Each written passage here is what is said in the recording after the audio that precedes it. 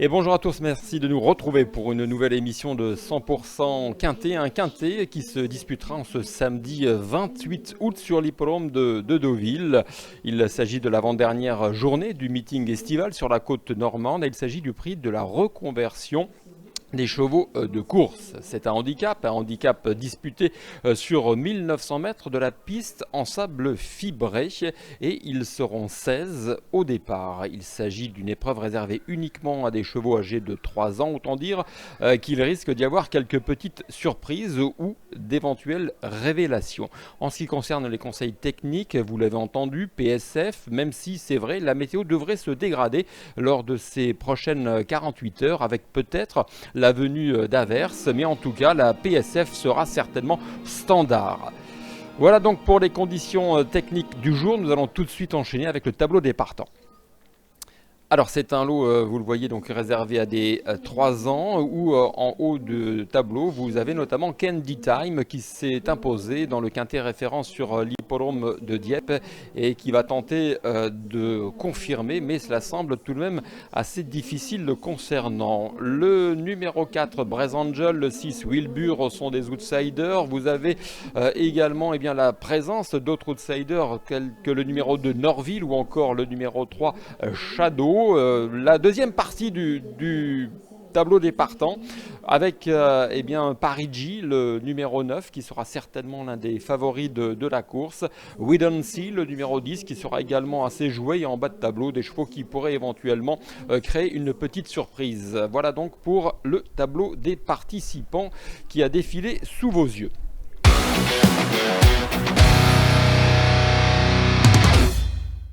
Nous allons tout de suite attaquer notre analyse avec mes préférés.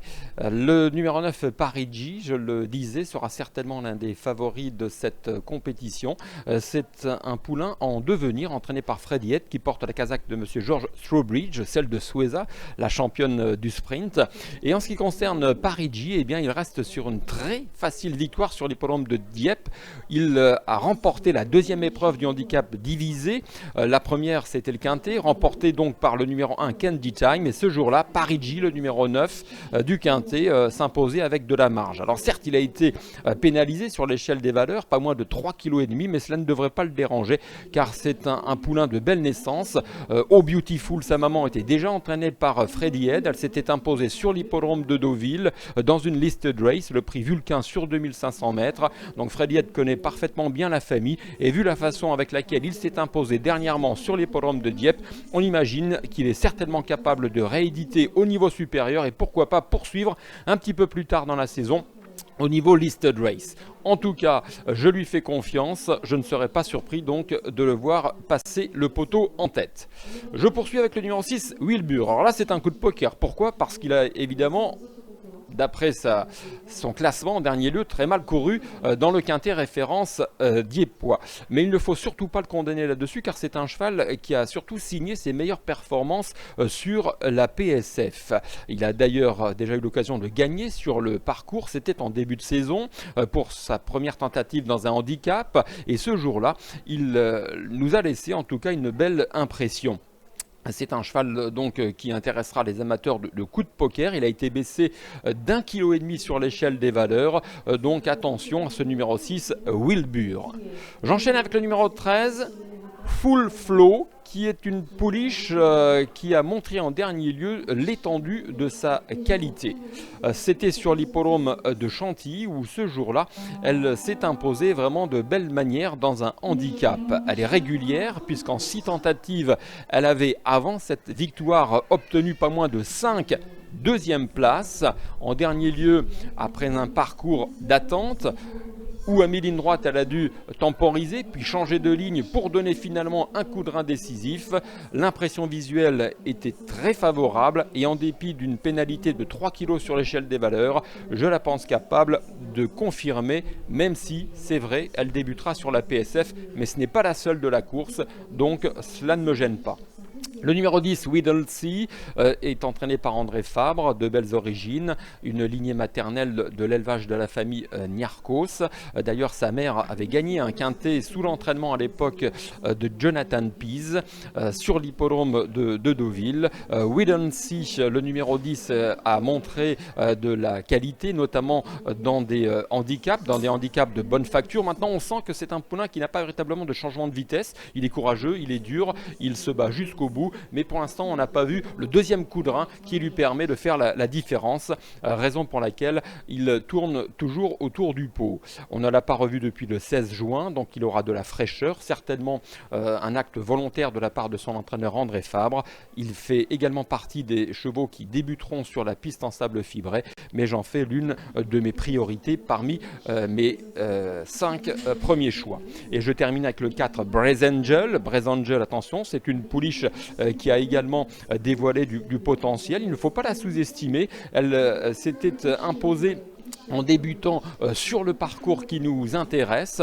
Elle l'avait certes plus ou moins confirmé lors de ses sorties suivantes, mais son retour sur la surface sableuse devrait servir ses intérêts. On la sent perfectible, elle m'avait bien plu, notamment lorsqu'elle avait couru sur l'hippodrome du Lion d'Angers, donc je la crois capable d'accuser de sérieux progrès. Elle fait partie aussi de mes coups de cœur, limite coup de poker, car ce ne sera certainement pas la base de tout le monde. Voilà en ce qui concerne donc mes 5 premiers. Ensuite, il y a des chevaux évidemment qui ont une bonne chance, surtout dans ce lot pour 3 ans. Je pense au numéro 12, Our First Lady, qui en valeur 35 a certainement les moyens de gagner sa vie dans cette catégorie. Je l'avais vu très bien courir dans un quintet au mois de mai, remporté par Pont Mirabeau sur l'hippodrome de Paris-Longchamp. Après avoir attendu, elle avait remarquablement terminé.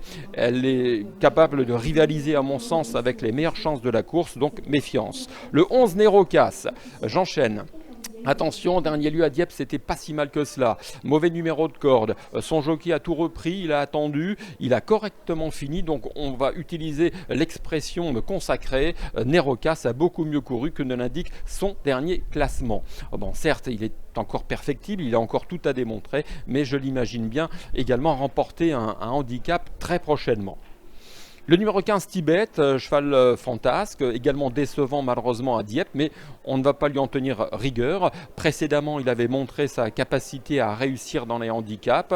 C'est un cheval qui est capable de bien accélérer dans la phase finale, lorsque tout se passe bien évidemment. Donc il fait partie des profils intéressants pour ceux qui recherchent des cotes dans la combinaison du quintet.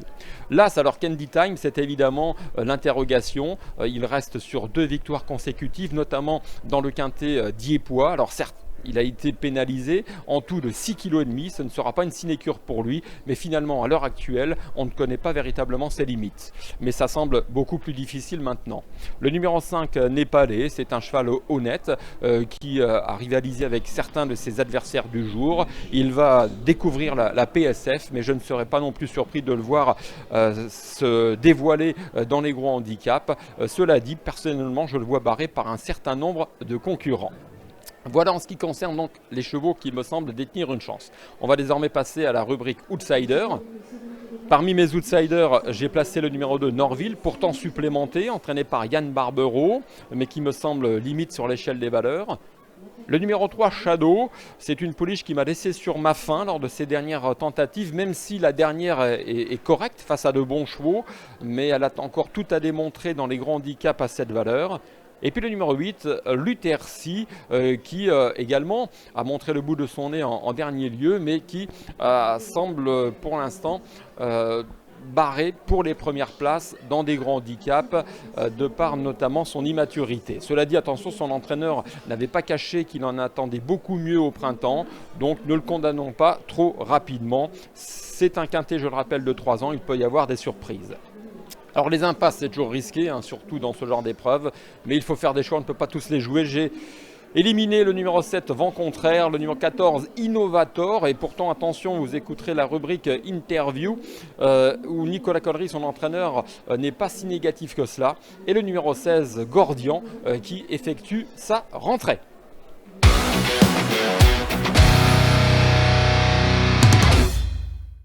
Allez, on enchaîne avec notre rubrique, notre choix et notre conseil de jeu avant de se quitter.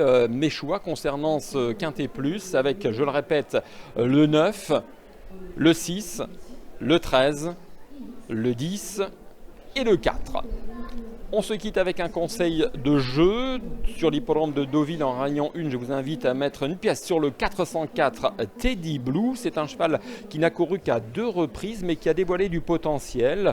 En débutant, il n'avait été battu que par le bon Incron, qui a gagné 3 courses en tout, dont une classe 1 et qui a failli épingler une listed. Ce jour-là, il devançait notamment un certain Vauban qui a gagné une listed race sur l'hippodrome de Vichy, le prix Frédéric de la Grange. Donc attention à ce 404 Teddy Blue qui n'a pas été revu depuis le 20 mai dernier, tout simplement parce qu'il a été castré. C'est un cheval un peu froid, on l'a vu lors de sa 2e tentative, repris par Olivier Pellier. Il a attendu, pris de vitesse dans le tournant, il a dû le solliciter pour répondre à l'accélération. Il n'a pas été capable de se montrer menaçant, mais je le répète, il a été castré depuis, il est rallongé sur la distance. C'est un poulain de belle naissance et qui devrait à mon sens se révéler. Donc voilà mon conseil de jeu, le 404 Teddy Blue, associé à Michael Barzalona, entraîné par Francis-Henri Graffard. Voilà, vous savez tout concernant cet événement de samedi. Merci de votre attention. On se retrouvera pour le Quintet Plus de dimanche, toujours sur l'hippodrome de Deauville, où il s'agira de la dernière épreuve du meeting. Merci de votre fidélité. Bye bye et à bientôt.